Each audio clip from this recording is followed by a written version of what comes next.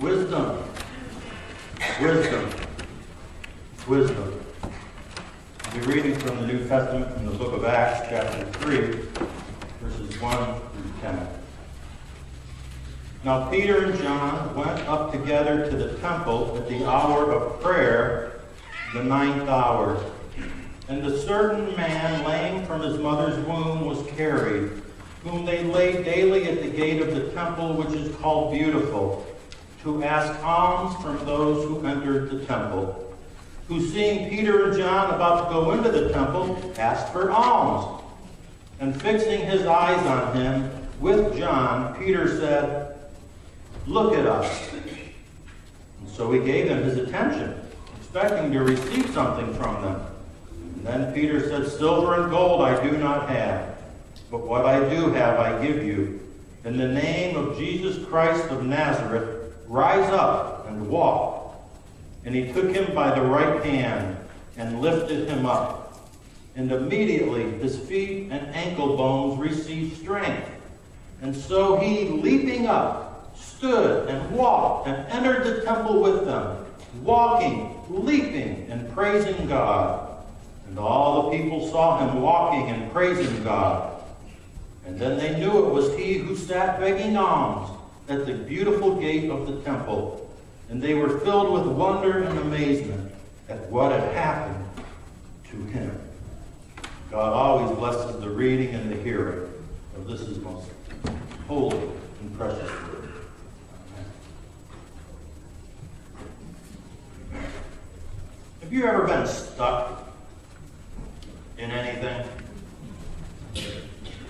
Really stuck? The lame man was stuck in his existence.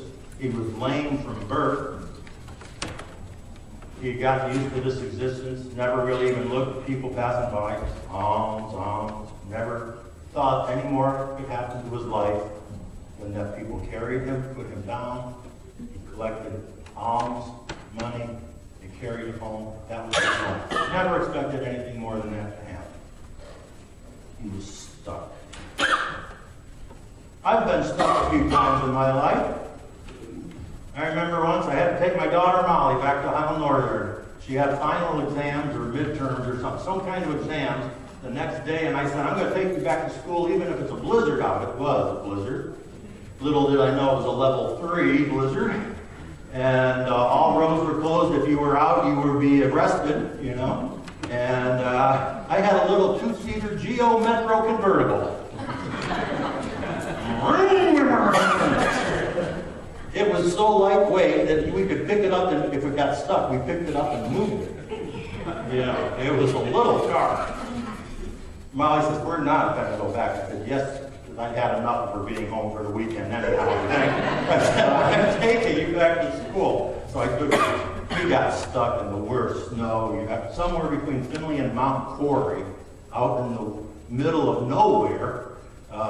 It was on State Route 235, but there was not a barn or anything around us. We just sat there, and all of a sudden this cloud comes up, and the guy just stops, and he looks at us, and this little convertible, you know, and he just shakes his head and plowed around us a little bit, helped get me out, and he says, "Follow me," and he took me all the way almost to home. So thank God for him. I got stuck in a box once, but that's another story for another time. But if you want to hear the box story, but I've had a few requests for this next story, and some of you have heard it before, but some new people wanted to hear it, so I'm going to tell you another time I got stuck, and this was the worst of them all. We went to Cedar Point with a youth group. It must have been 1982 or 3. Took a church trip from Columbus. And I was the district youth coordinator for the Columbus South District. So all the church youth in the whole district knew me because I went to their churches and did things with them and stuff. And we had youth rallies and all that kind of stuff. But it was United Methodist Family Day at Cedar Point. So churches from all over went to Cedar Point. Wonderful. We got to see people, got to see friends. They had a new ride there that year. It was one of the boat rides. I think Whitewater Landing was its name. It was really just a very nice ride. Got in this boat, about 6 or 7 of you. They put me in the front. I was skinny then, but I was still bigger than most of them, so they put me in front. All right, Pastor Ben will get us really wet. All right, so they put me in front. And then they all lined in behind me. And it was very nice. We just kind of went like this, and then it went up. And then it just kind of went up above the treetops. And you just went along. And then all of a sudden you heard this crashing in front of you, like gates opening and closing. And you came to the top of this hill, and the gate stopped you, and then it just went boom, right straight down. And you look, and you could not see the needle. So we were just all just told, well, this is not even much of a ride. And then we got to the end, and you go, woohoo! And go, got everybody all wet. It was just great. Said we're going to have to do that again. Yeah. You know, there was a real long line because it was a new ride. But we said we'd do that again. So we got to where you get off the boat, and it's kind of a turning circle, and you have to get off the boat and get out, exit ramps. All the people behind me got out of the boat. And I went to get out of the boat, and I couldn't get out. I was stuck in the boat. And my knees were jammed up against the inside of the boat. My heels were locked on the bottom. And I couldn't move. I pushed forward, back. And the guy says, come on, mister, you got to get out of the boat. There's people waiting to get into the boat. I said, I can't. I'm stuck. And he goes, nobody's ever been stuck in this boat before. That would be me, I said. He came over, he pushed on my knees, he tried to move them this way and that way. I was absolutely stuck. There was no way I could move. And pretty soon people are starting to yell, what's the matter up there? How come the line's not moving? And the word began to filter back through all these United Methodist youth. Ben's stuck in the boat!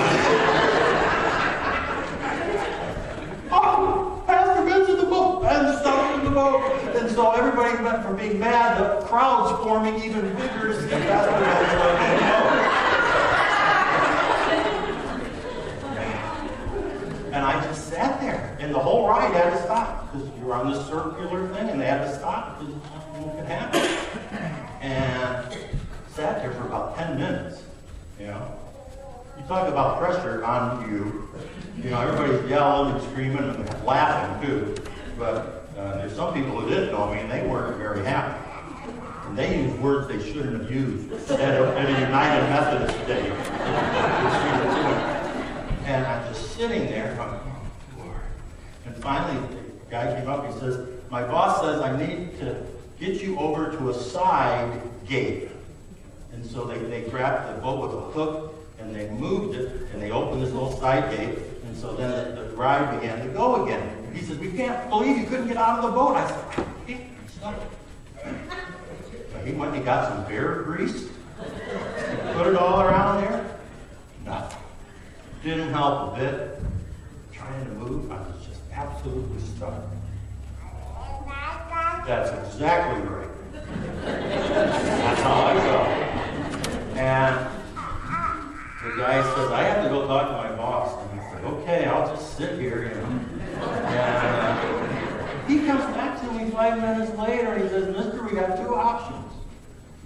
We can either saw this boat in half, or we can break your legs.